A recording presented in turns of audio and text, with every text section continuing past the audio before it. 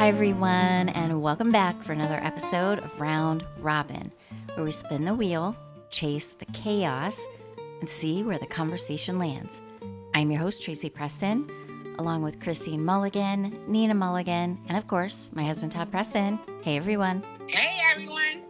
Aye, mateys. Hey everybody. Well, all right. I have a question for you guys. Todd, I'm going to start with you. Okay. Because your answer should be theoretically the easiest. Okay. How many different types of hair products do you think you currently own? Well, actually, I got quite a few, but it's all beard related because that's really the only. That's the only hair on your head? That's really the only hair product I use, but I don't know. I just use bar soap. So that answer's easy. That was easy. Like one or two products? Yeah, a couple of beard oils. Yeah. Okay. Well, Christine and Nina, between you guys, how much shampoo, conditioner, hairspray, styling products, treatments, and anything else, how many bottles do you think you guys are living with in your bathroom right now? Well, that's not really fair because I like to switch them out. I never like to use the same shampoo more than 3 days in a row. But all we have is shampoo and conditioner. Well, we have I do have some the sea salt spray for when I want to make my hair scrunchy. And then I have the volumizing foam shit if you want to make it big. We have some flexible hairspray and some super hold hairspray. Other than shampoo and conditioner, I don't put anything. But I don't really use any of that on a regular basis. That's only if I want to do curls, which is futile and stupid in Florida. That's right. But let's take a guess because I've been in your bathroom. There's probably at least, 8, 10 different. At least 4 different kinds of shampoos and conditioners at any given time. Yeah. At least 4. Okay. Oh my God. You guys are doing good. You guys are doing good comparably to our shower because we have a lot. There's got to be at least 50 bottles in there. There is not. That's a little over-exaggeration. Okay. For 48. There's 50 bottles. Well, there's at least 10 bottles in my shampoo at any given time. Mm-hmm. 4 shampoos, 4 conditioners. And then do a clarifying. Well, we'll have a clarifying one too. And then we have Head and Shoulders because that helps with my sun fungus. Right, so you got to get all that fungus out. I get it sometimes, because I lay out in the sun a lot. Right. You get dried out. Yeah, if you're sun tanning and you have little white dots, go get yourself some Head and Shoulders because that is most likely some sun fungi. And if you body wash with the Head and Shoulders, it'll go away. Really? Yeah. That's interesting because when I lived in South Florida years and years ago, I used to always be out in the sun, and I had 3 white circles on my shoulder when I would get a lot of sun. Sun fungi. Head and Shoulders, huh? Sun fungi. Knees and toes. Well, I'm going to have to go get some. I'm a fun gal. That's right. Gross.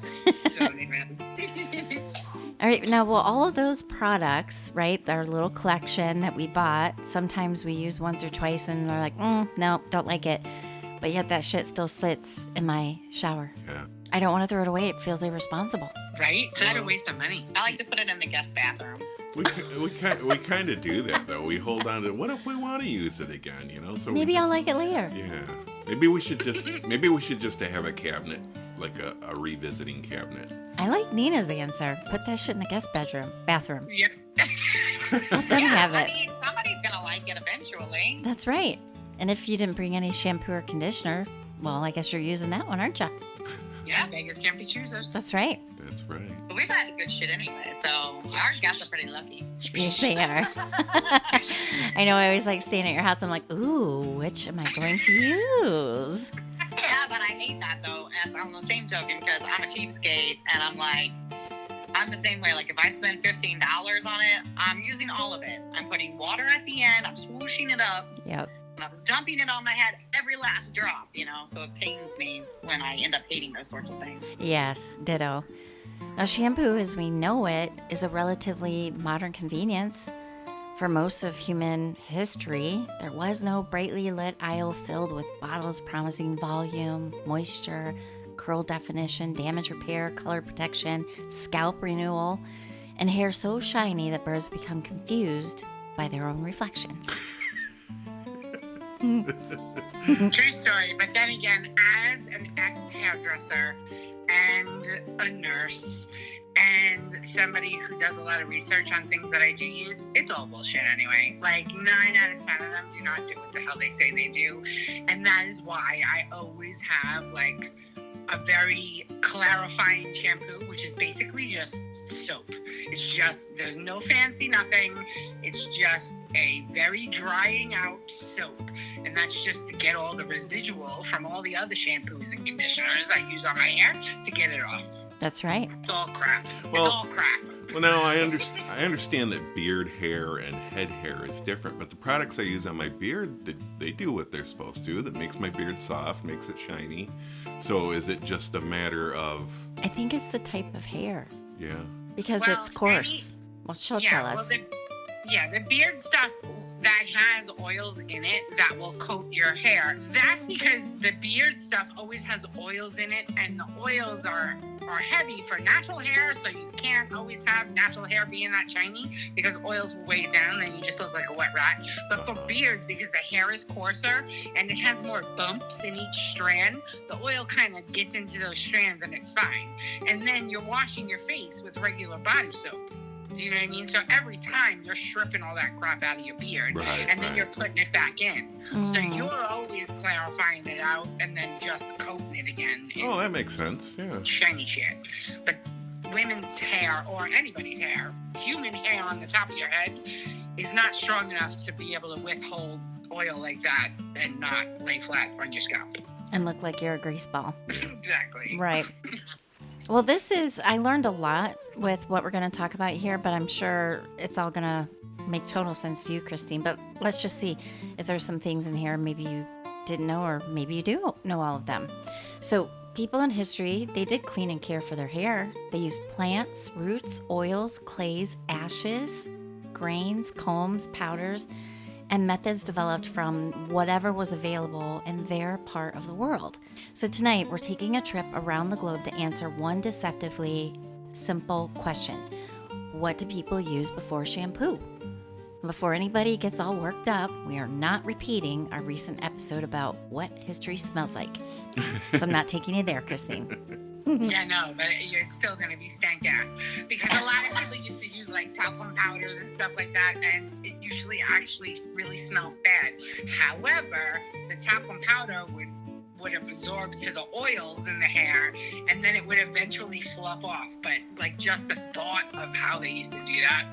I know, it makes you, I know, I feel you. I feel like, oh God, that must feel just dirty. That's all I can think about. And then there's parts of the world that, do dreadlocks, and traditionally done dreadlocks the way they do them, they can't help but smell. So every time I see a dreadlock, even if it's done with like, new age wax and whatever, however they want to do it nowadays, it still puts a knot in my throat every time I see a dreadlock, because I'm like, the inside of that dreadlock, maybe not on the outside, and maybe not that you smell it right away, but I smell it because I can smell from a mile away. Right. But when you cut a dread, it's the worst thing ever.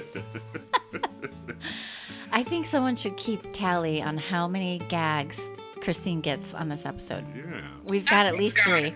We got at least 3 so far. Let's see what we get. All right, so first we want to talk about what exactly is shampoo. So the first surprise is that the word shampoo did not originally refer to washing hair at all. It entered English from the Hindi word connected to kampi, meaning to press, knead, soothe, or massage. Little knowledge. So originally, to be shampooed meant that someone was massaging your head or body, often with oils, as part of a therapeutic treatment. So Todd, imagine walking into a business in the early 1800s and seeing a sign offering shampooing. You go inside, expecting someone to wash your hair, and instead a stranger starts kneading your head. A haberdashery that offers head massage. Yeah, I don't think you're going to complain. Well, the shampooing, back in the day, shampoo like you said, is rubbing of the head and combing of the head sometimes too, which is why it comes from the combing, the pressing, because that's how they used to get dirt out, was combing. That's why old wives' tales say you have to comb your hair 100 strokes a night. That was because you were a filthy monster and you were trying to clean your hair before you went to bed with all the mites and bugs. Cooties that I were thought in your hair. it was to extend the natural oil from your root down. Yeah, it's to take your clean oil from your skin and drag it through your hair and get all the cooties out, and just keep going at it. So you shampoo it or comb it, get it out. So another. So good. Anyway, Well, I guess that makes sense. That'd be like shaking a but root down. shampooing, like it was always done with water, which is always like, it's not just a rub. It has always been what we think of as shampooing. We've just added, good smelling oils and whatnot to Sulfates the and soup parabens. that we mix with the water. But it was always water and combing and brushing and scrubbing it off. But it was always water, so it was always kind of like a shampoo. That's Right. what I'm saying. Don't go to bed like a filthy monster, you filthy animal. Exactly. Well, here's something I never understood is why the color additives in shampoo. Why does they have to have a color? Why do you have to add a color? Like pearlescent. Yeah, you or mean? anything that, they just want to make it look pretty, but Christine has an answer. It's I have a useless. feeling. Yeah. Hold on. Ding ding. No, the thing is when you mix and crap together, you get colors. So sometimes when you get an ugly color, you gotta add additives to it, which is what gives it the pearlescence. It's just like gross ham, right? When you go get gross ham cold cuts, and you see Green. that sheerly pearlescence on the meat, it Yeah. means it's What gross. would, It means it's cooties. what would It be means it's considered like an a ugly chemical color, reaction though? is happening. Well, she's telling you like that weird metallic green. oh, Yeah. that'd be cool. That'd be cool, I think. Metallic green? What was it? Was it perp green? Shampoo that has primary colors in it, one being the red and the blue, which is purple, that is to cancel out colors in your hair. So there are shampoos out there that will have coloring in them. Not coloring where it's going to dye your hair permanently, but coloring where that color overshadows the color that's in your hair. Like when you use purple shampoo for your blonde hair to take the brassiness out of it. Right. Well, really, it was made for graying people when they have gray hair, because the soot and the whole industrial age, because that's when that came out, was yellowing your hair, and the fact that everybody smoked cigarettes like crazy. So you would use the purple shampoo to get that yellow, stained, coffee, industrial crap out of your hair, because we were polluting the world and your hair. So the purple would hide it and make it brighter. Huh. Here I thought I was going to be doing some teaching. No. Well, why did you pick? Well, you had to figure, somebody that's been in the hair care industry. Well, for- I picked it because last week, the smell of history, and this is something I've always wondered about, like, how did people clean their hair? It was just one of those things I thought, well, I haven't had fuck to it. worry about that in a really All right, well, you long want me to time. shut up and just let you spit some facts? no, I love hearing. I love it. No. We're going to kind of take a little trip around the world with different things that they use in different parts of the world. But no, please step on in. I love it. Okay. I love it. Well, I'll let you do your thing. But I mean, hello. I'm your best friend, and I'm a hairdresser, and I'm like the ripe old age of 10 years old and crap. I know. And I owned a salon for 10 years. Yeah. Well, yeah, how would you not Well, I guess know about this stuff? it's a fucking test. Let's see how much she really knows. Okay, just what I needed, a fucking test. That's right. As if the world doesn't test me every day. My patience level and all. I know it.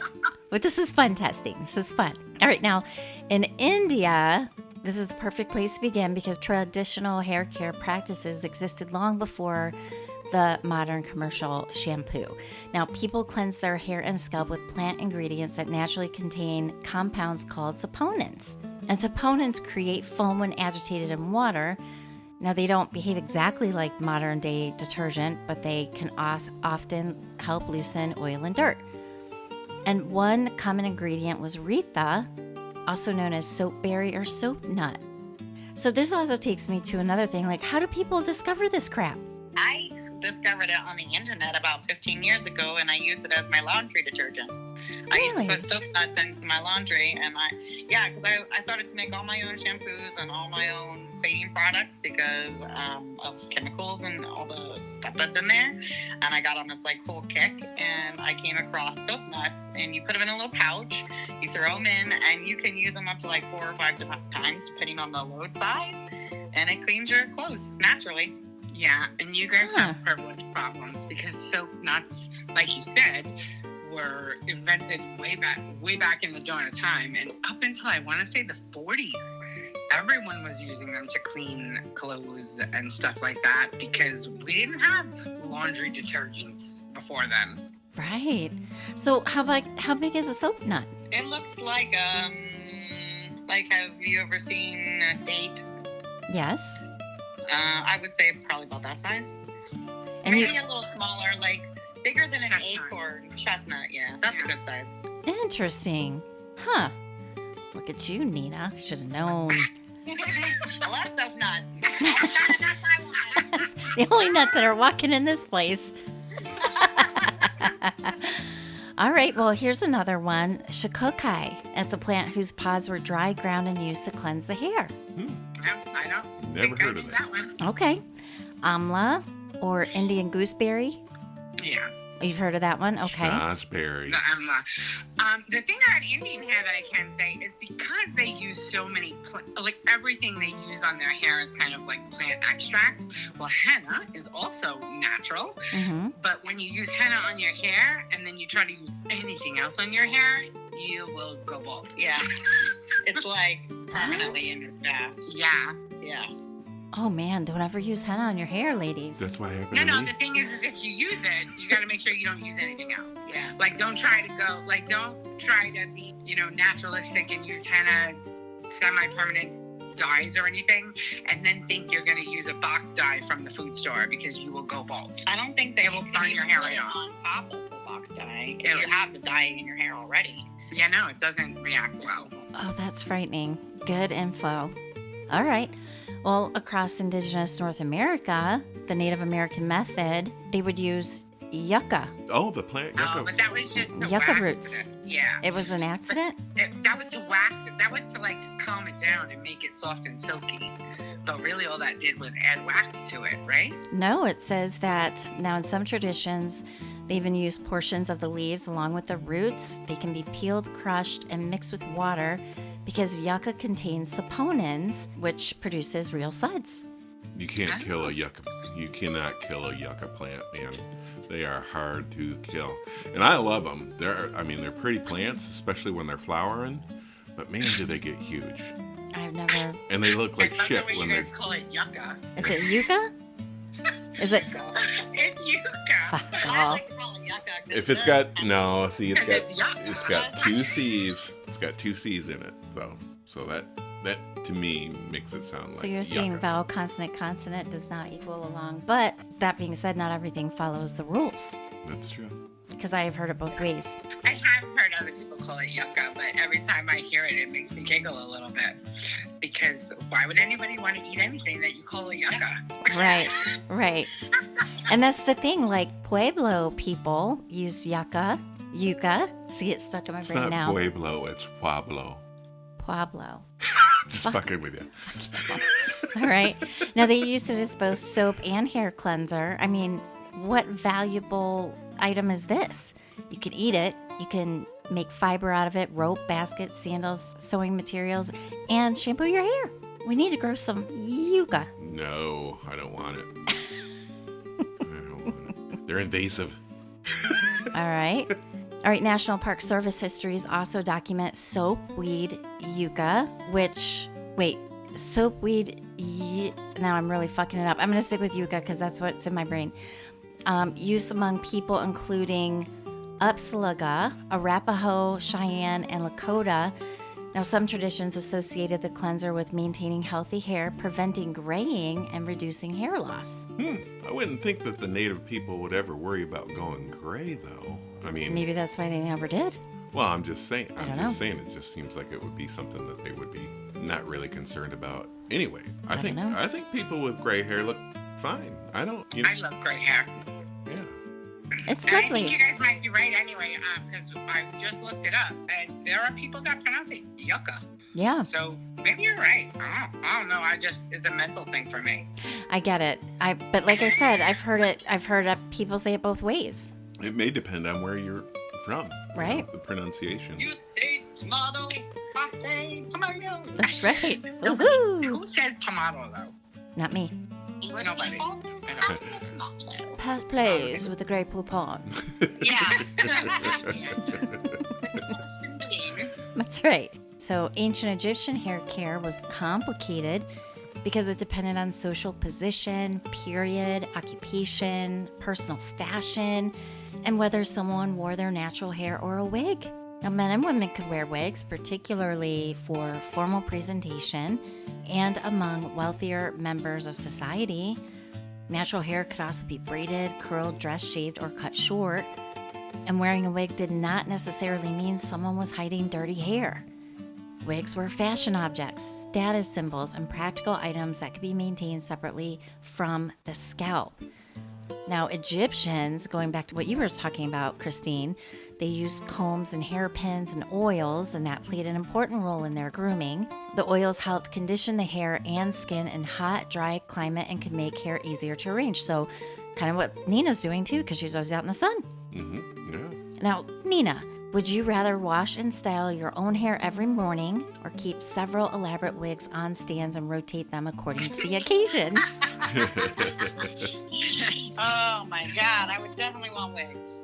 But it's hot in Florida, so I say that. But I can't even imagine people wearing wigs during the summertime here. That would be bananas. But yeah, I mean, I'm kind of just like wash and go girly. I don't really do much to my hair anymore. Keep it simple. But I would rather, if I had to do it, I'd either make Christine do it or I do it. She washes my hair sometimes, and I love that. It is my favorite. When somebody else washes your hair, like, do you remember the Finesse commercial from like back in the 80s where the lady is in like a garden kind of greenhouse type castle looking thing, and she's in a clawfoot tub, and she's got a big hunky dude behind her with a water pitcher, and he's washing her hair? Like, as a child, for me, I was like, that is the epitome of romance. Like, I just thought that was just so nice and kind, and I just love it when I'll fall asleep in the shampoo bowl. Right. I'm serious. Oh my God, I just thought that was so beautiful. I was like, oh, he's washing your hair. You're like, so one day. I have my very own hair washer now. That's right. And you're like, one day I'm going to have a greenhouse with a clawfoot tub. Yes, ma'am. And I have the clawfoot tub. That's right. In front of a big ass window. In front of a big window. Your dreams have come true. Exactly. I love that. I just remember. I don't remember that one, but I remember the herbal essences, and I remember like on a plane, like I think a stewardess went in the bathroom and washed her hair, and she's like, oh. Do you remember the herbal essences ones? Yes.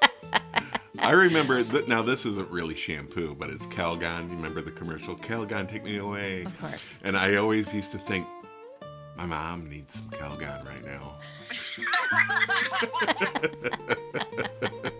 5 kids be making mom lose it. Now, the Greeks and Romans used to scrape their hair with metal tools. Strigol was primarily associated with cleaning the skin after exercising or bathing. So oil would be applied to the body, and then they would scrape it away with the dirt and perspiration. I don't know if I would feel clean, but I guess once you get all the dirt off, you feel better. Well, technically, oil does clean oil. Like when you're getting a stain out of something and it was an oil stain, it's best to reintroduce, especially if it's dry, reintroduce new oil into the fabric and then put your, like Dawn dish soap or something on top of it to extract the oil. And there is the oil washing method for face, where you use things like coconut oil, which is non-comedogenic, and it has the same pH balance as our skin naturally. And supposedly, I've never tried it, but it's supposed to be better for your skin because you're never really stripping that. What do they call The that? natural. The essential It's like a skin natural oil, yeah. barrier on your face. Yeah. Mm-hmm. So So that makes sense to me, but I'd still want to like rinse off in the river. Right. Yeah, I want water. But what if you don't have it? Right. Or it's scarce? Do what you got to do, I guess. What? Someone's got to be. We need to count. That's 6 so far this episode. Okay. All right. Let's see if we can get some more. Now, in East Asia, they use a lot of rice washing water. Now, I don't know about you, Nina, when you make rice. Do you soak your rice first and rinse it several times until the water is clear? You're supposed to, but I don't because I like my rice to be sticky. Okay. I don't. But when I'm doing it, I always think, oh, that feels really good. Oh, the Yes. leftover water? The rice water. They say it's really good for your hair. Really good for your hair and skin. Mm-hmm. However, it is very drying. Look at you. So the starch from the water, like initially it's great, but you don't do it all the time because it can coat your hair, which can change how it feels, which is what I think you just said, right, Christine? Yes. Yep. But it is great for hair growth and hair thickness. But then you have to moisturize it also.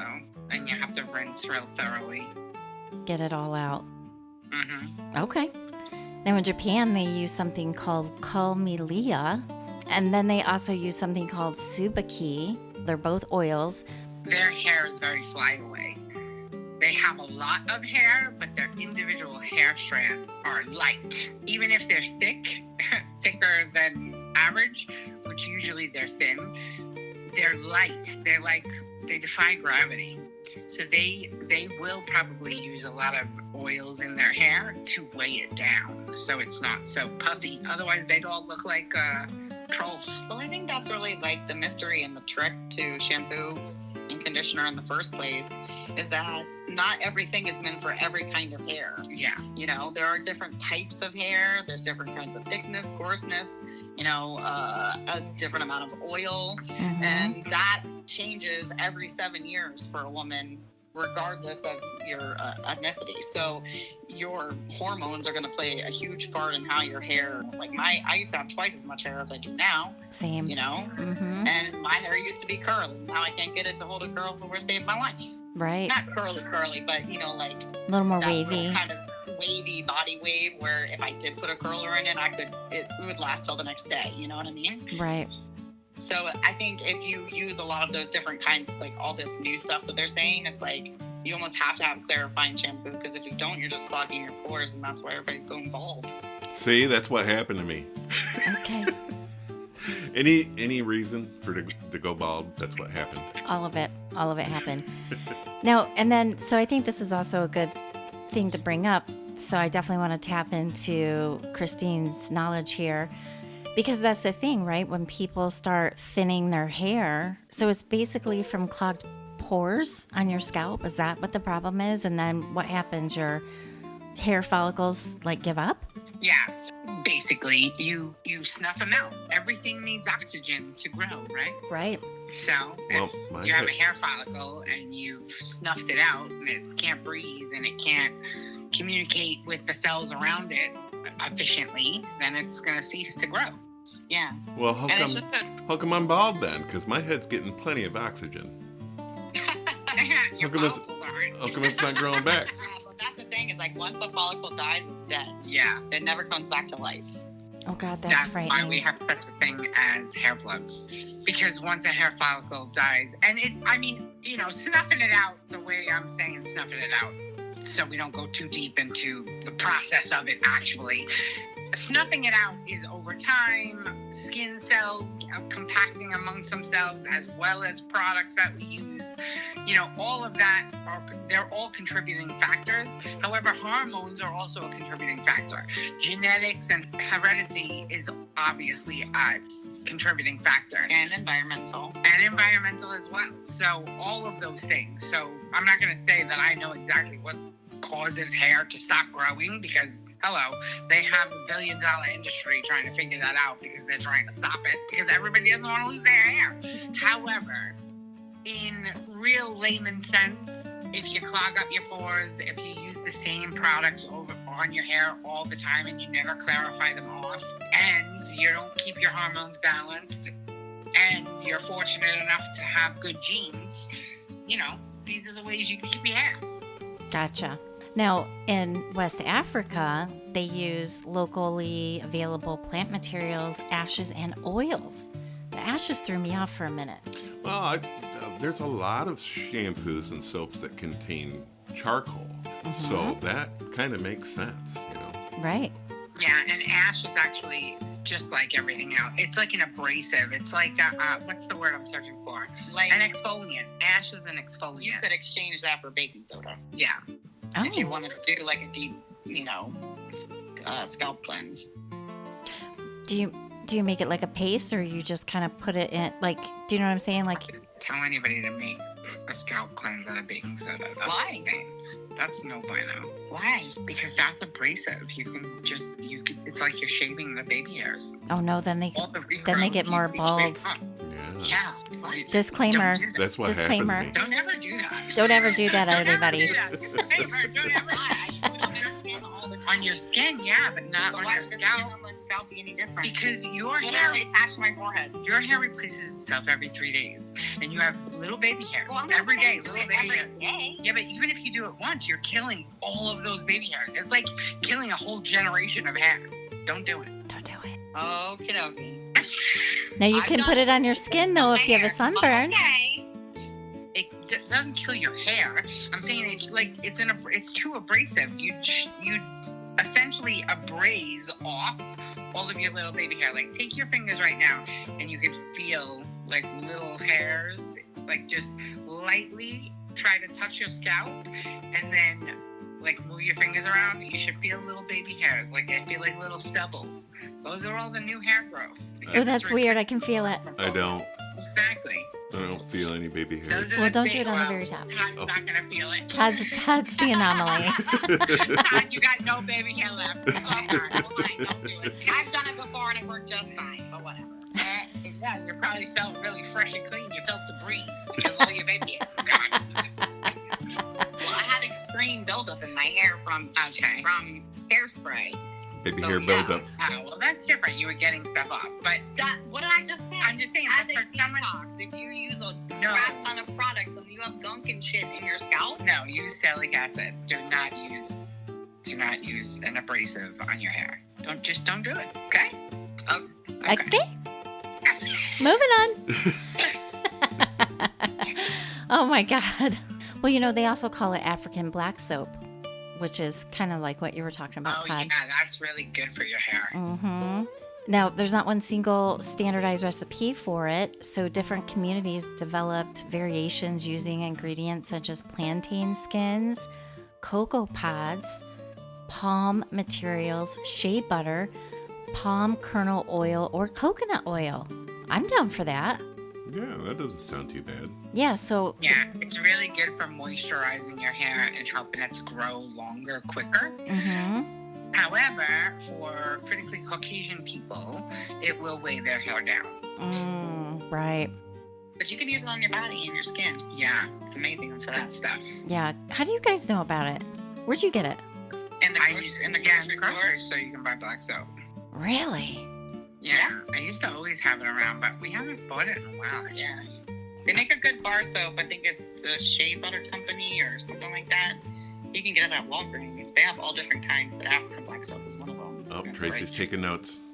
I am writing it down because I would like to try it. All right. It's in the stores. I'm gonna look for it. Well, it's like they dry or roast plantain skins and all that kind of stuff, and then that creates an alkaline material, and then they use that and combine it in with the oils and the water to make their soap. So it's using the ash.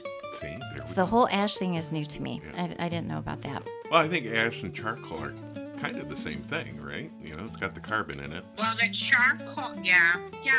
I mean, kind of, but the ash is like more for exfoliant. That's how you make bar soap. You add ash and lye and softens together. And if you don't do it just right, you blow your kitchen up. Because it is a deadly combination, especially under that heat. But there is ash and lye within bar soap. That is how That's true. soap is made. That's So- true. And people might think you're a crack house if your house explodes, but it's like, yo, dude, I'm literally making soap. Oh my goodness, I love it. I think that was a fun conversation. Yeah. All right. Well, what do you say we move on to our Woman of the Week? Okay. All right. All right.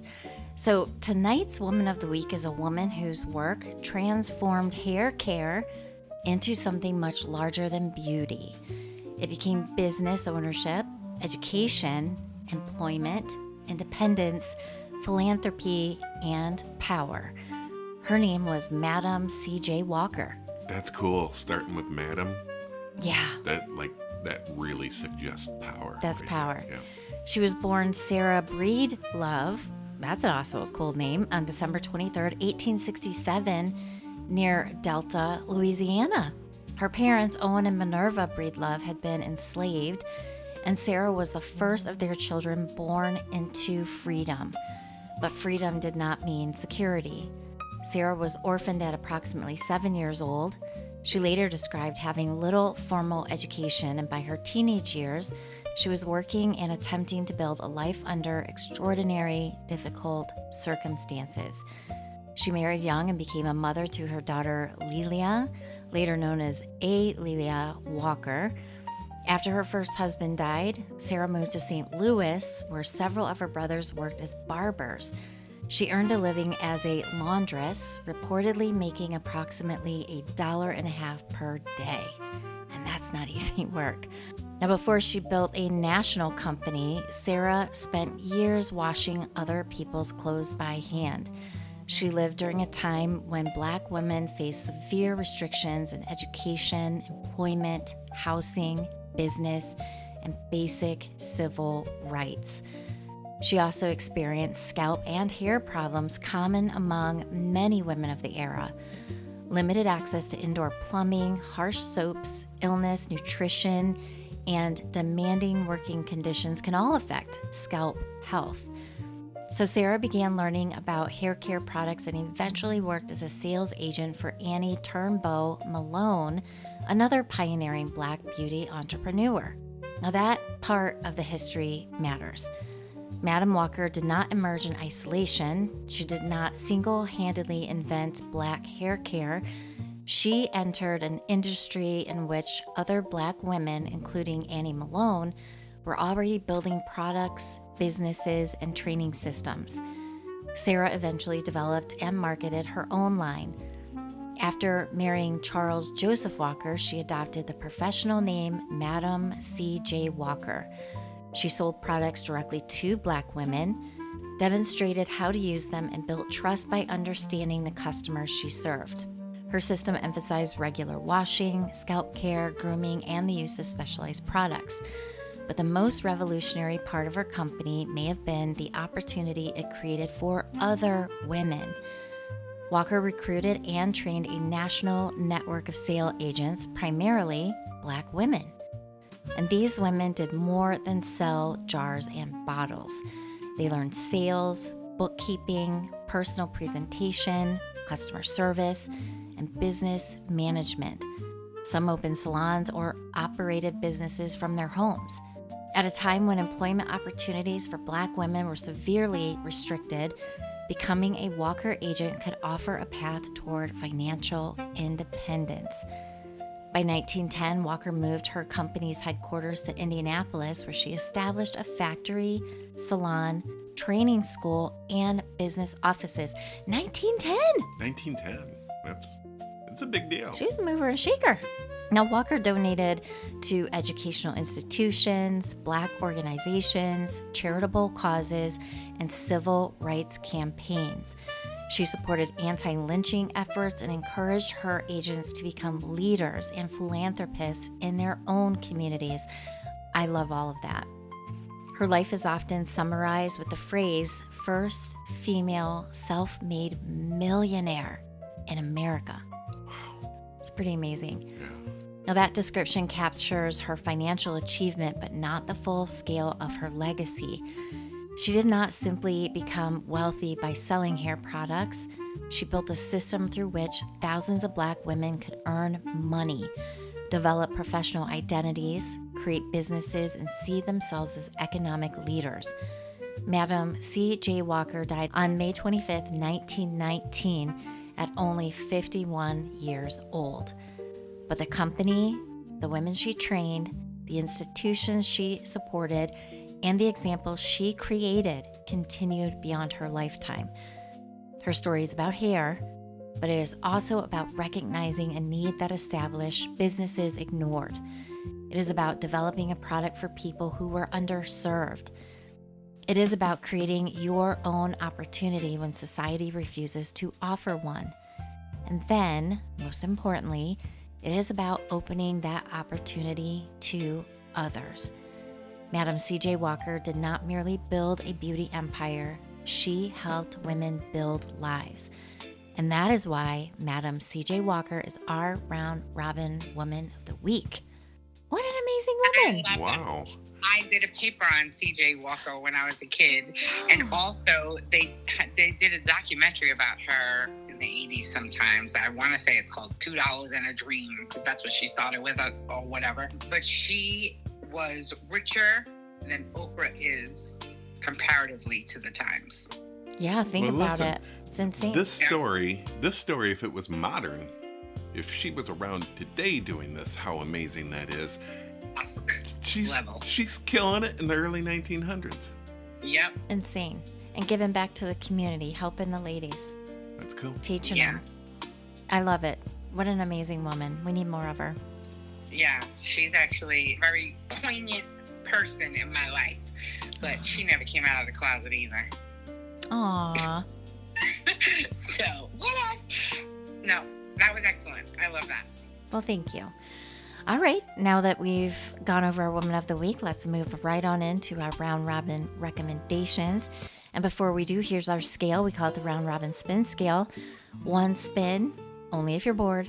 2, background noise. 3, solid watch. 4, highly recommend. And 5, drop everything and spin immediately. Ladies? Okay, we haven't really watched a lot. Life has been crazy lately, but we did watch Jeff Arcuri. He is a comedian. It is on Netflix, and his special is called Nice to Meet You. We had never seen him before or any of his work anywhere that either one of us were aware of, and he was funny AF. Probably the first comedian I have actually laughed at the entire time. And the thing I loved about him, it was all punching up. There wasn't any jokes in there that could have made anybody raise an eyebrow. It was just a good time. It was refreshing. Oh, cool. Awesome. I love a good laugh. You know who always makes me laugh, like, really hard? Is Kevin Hart. I love that. I love that little man. He's funny too. He cracks me up. I can't help it. And it's facial expressions, everything. It just kills me. Love him. Do you have one you want to talk about, hun? Shipwreck Nightmare at Sea is a true crime documentary on Netflix, and it details the 2012 Costa Concordia maritime disaster. It features cell phone footage and survivor testimonies chronicling the night the luxury cruise liner veered off course, struck a reef off the coast of Italy, and capsized, killing 32 people. And all of this could have been avoided, but this captain was belligerent. I mean, He was ignorant. he was ignorant. He wanted to get close to the coast so he could wave to his friends. Wasn't it something like that? Yeah. Mm-hmm. And he was just being boastful. And Do what I say. Don't question me. Just do what I say. the real issue with this shipwreck and the loss of 32 lives, Including children. including children, was all this captain's fault. He knew exactly what happened. He didn't call for help. He didn't mandate any escape or anything. He was telling everybody to stay put, and this ship went down quicker than shit on its side. And it was just a horrific experience to watch. I can't imagine even living through it.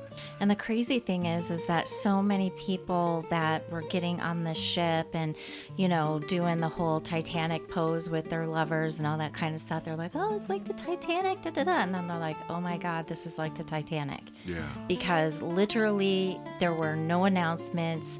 Like people, like they heard it, they felt it, like the ship, like immediately started, listing? Yeah. Is that the right word? And so, but nobody was saying anything. None of the people that worked there were saying anything. They just said, oh, go back to your rooms. Everything's fine. I'm like, oh my God, that's totally Titanic.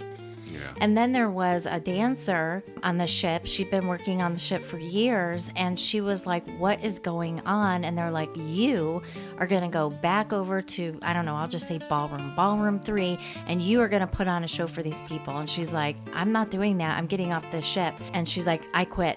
And so thank God they were in shallow water, but it was full steam ahead, like Titanic, being, silly, getting close to this island in Italy, which this guy had never been there on this boat before, so he was not paying attention to anything. Well, I think he even got the course was read to him audibly, and he said the exact opposite direction, and went right into this reef. Yeah, like right now. Yeah. Full steam ahead. And the crazy thing was, it was just like the Titanic because they hit this ginormous, I don't know, rock or coral or whatever, punched a hole right in the center of the ship. Yeah, right on just the like side. Titanic. Yeah. I'm like, what? Yeah. Insane. So that's really good. It's a documentary on Netflix. Definitely a 5-spin. Agreed. Yeah. It was really good. Yeah, and the fact that they had so many people that contributed, with their phone footage and commentary, people that had survived this, made it that much better. You could feel the emotions and stuff of everything that happened during that shipwreck. And of course, there were not enough lifeboats. Of course. Not one single cruise ship, people, if you're cruisers. That one ship has enough lifeboats for everybody. And not to mention, the lifeboats on the higher side were useless. They couldn't go down because they were too high up. The ship was turned over so far. Yeah. There was no way to get the boats down safely. So you had half of the amount Yep. to get you to safety. All right, now my recommendation is going to connect directly to our Woman of the Week, and this is a 4-part Netflix limited series called Self-Made. So, ladies, this is one that's inspired. One of these in the limited series is inspired by the life of Madam C.J. Walker. The series premiered in 2020 and stars Octavia Spencer. I love her. She plays Madam C.J. Walker. The cast also includes Tiffany Haddish, Carmen Ejogo, Blair Underwood, Garrett Morris, Jay Alphonse Nicholson, and Kevin Carroll. The series follows Sarah Breedlove's transformation from a laundress struggling with poverty and hair loss into Madam C.J. Walker, one of the most successful entrepreneurs of her era. Octavia Spencer brings determination, vulnerability, humor, and an enormous presence to the role. However, the title includes the words inspired by for a reason. The series takes significant dramatic liberties.